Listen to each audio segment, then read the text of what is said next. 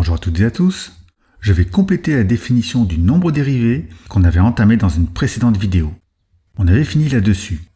Quand on a une fonction f, sa représentation graphique et un point A d'abscisse petit a, alors le nombre dérivé de la fonction f en petit a est le coefficient directeur de la tangente à la courbe au niveau du point A. Ce coefficient directeur est noté f' de a, et si vous n'avez pas vu cette première vidéo, je vous encourage vivement à le faire. Il reste donc à voir comment on calcule ce nombre dérivé. On va partir de cette situation. J'appelle xa et ya les coordonnées du point A, et j'appelle xb et yb les coordonnées du point B. Le coefficient directeur de cette droite AB est donné par cette relation que vous connaissez déjà.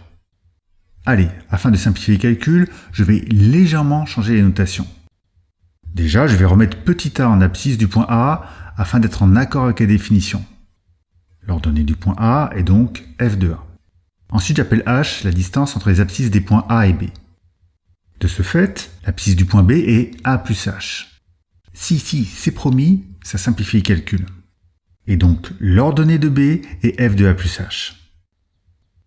Pour le coefficient directeur, on obtient f de a plus h moins f de a divisé par a plus h moins a. Et a s'élimine, et il ne reste plus que h en bas. Je vous l'avais bien dit que les calculs seraient plus simples. Enfin, un peu. Sachez que ce qu'on vient de calculer s'appelle le taux d'accroissement de f entre a et a plus h. Et non, ce n'est toujours pas le nombre dérivé, mais on s'en approche. Pour y arriver à ce nombre dérivé, voilà l'idée. On ramène le point B vers le point A. Et à la limite, quand le point B vient se superposer sur le point A, on a la tangente. Autrement dit, on ramène petit à petit la valeur de h à 0. Et on tient enfin notre définition complète.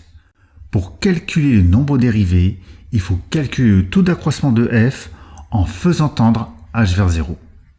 Ce « quand elle existe » que j'ai rajouté est juste une précaution. Vous verrez, parfois ce n'est pas possible de calculer le nombre dérivé, on verra ça plus tard.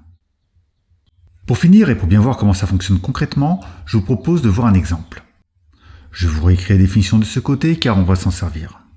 On va calculer le nombre dérivé de la fonction f pour le nombre 4. Pour cela, on commence par calculer le taux d'accroissement de f en 4.